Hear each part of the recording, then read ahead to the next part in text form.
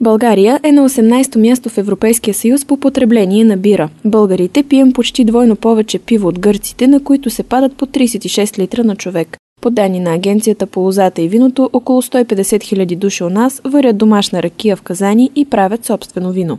България предимно се пие домашно. Който се направи, се произведе. За мен е много сериозно.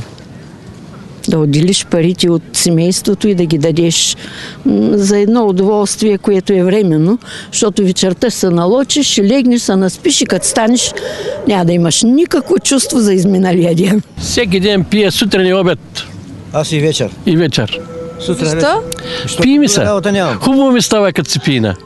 Ами не смятате ли, че това ще пречи на семейния бюджет да давате пари за алкохол?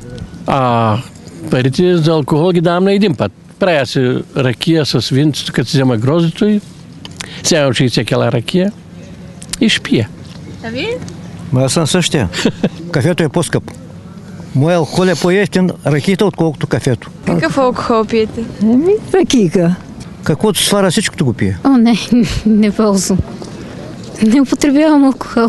Разбира се, това не означава, че който е пил литър вино, сега пие 2. Голяма част от ръста на консумирането идвала от изкарани на светло продажби на вино, както и от така нареченият алкохолен туризъм по морето.